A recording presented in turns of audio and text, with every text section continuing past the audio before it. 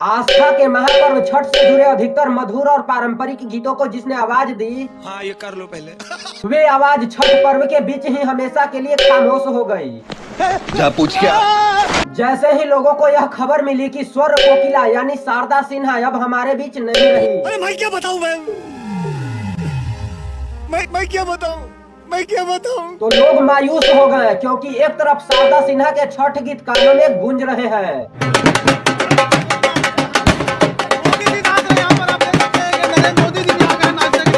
वहीं दूसरी तरफ वे इसी मौका पर अनंत यात्रा के लिए निकल पड़ी। तेरा बाप यहाँ छोड़कर गया था कि तेरी माँ?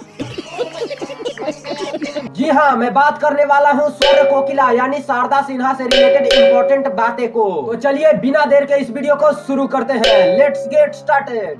तो आज के समय में छठ के गीत गाने वालों की कोई कमी नहीं है, बात तो सही है लेकिन शारदा सिन्हा के गाए गए गीत आज भी उसी जगह है जहां आज से 2 दशक पहले थे। क्या बात है सर, क्या बात है सर, क्या बात, ये बात है। हर तरफ छठ पूजा की गूंज है, घर घर से गीतों की आवाज आ रही है। सब चंगासी संजोग देखिए, उनका जाना संगीत जगत के लिए एक अपूर्ण क्षति है। समझ रहे हो आप?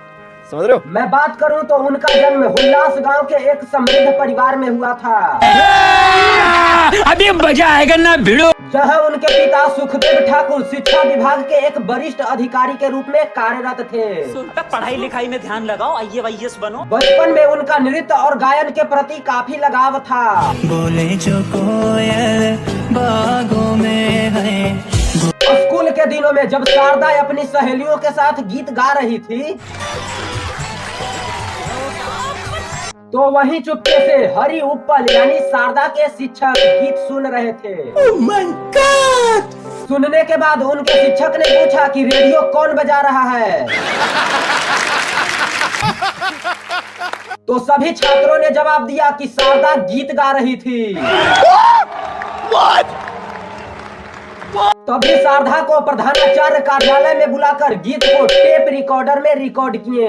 मौसम तो ऐसा लग रहा है दिल गार्डन हो रहा है, बहुत मजा आ रहा है यहाँ पे। क्या लबे सीरी सा लग रहा है दिल गार्डन तो। इसके अलावा गायन के क्षेत्र में करियर को सक्रिय बनाने के लिए उनके परिवार का भी भरपूर सहयोग मिला।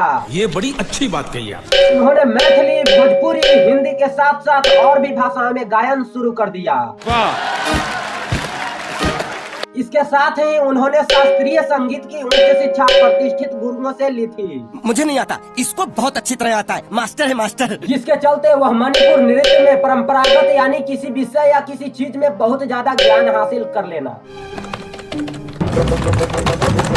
इसके बाद शारदा सिन्हा को बिहार की लोक संस्कृति को बनाए रखने के लिए भारत सरकार द्वारा वर्ष 1991 में पद्मश्री पुरस्कार, इसके बाद 2000 ईस्वी में संगीत नाटक अकादमी पुरस्कार और साथ ही 2006 में राष्ट्रीय अहिल्या देवी अवार्ड, इसके साथ साथ ही 2015 में बिहार सरकार पुरस्कार और 2018 में पद्म भूषण पुरस्कार से सम्मानित किया गया है। अच्छा, हमको सिखा रिया है। उन्होंने पहली बार बॉलीवुड फिल्म मैंने प्यार किया 1989 में एक गायिका के रूप में कार्य की। जोर से बोल के लोगों को स्कीमें बता दे। और उन्हें इस फिल्म में गीत गाने के लिए 76 रुपये मिले थे, जो अभी के समय में बहुत बड़ा रकम हो सकता है। तू समझा? हाँ। नहीं, तू समझा नहीं। इसके साथ ही शारदा सिन्हा ने सुगम संस्कृति की हर विधि में गायन किया है। Once more! जिसमें गीत, भजन, गजल शामिल है। ये बड़ी अच्छी बात कही आप।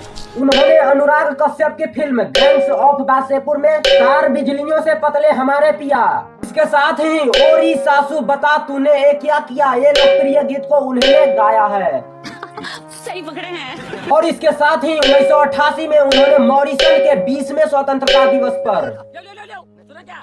ये भी मेरी गलती है। नहीं भाई, मेरी गलती है। अपने गायन की प्रस्तुति दी थी। ओह गॉड, एक बार दिला दे। और वर्ष 2009 के बिहार विधानसभा में शारदा सिन्हा चुनाव आयोग की ब्रांड एम्बेसडर भी रही। बिहार की फोक सिंगर जिनकी उम्र 72 साल थी। क्या बोला तूने?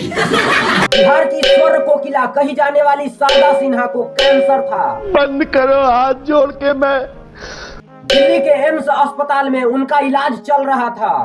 कैसी अपमानजनक बातें कर रहा है ये, अश्लील है ये लोड़ा। शारदा सिन्हा को 26 अक्टूबर की तबीयत खराब होने पर एम्स के कैंसर सेंटर में भर्ती कराया गया।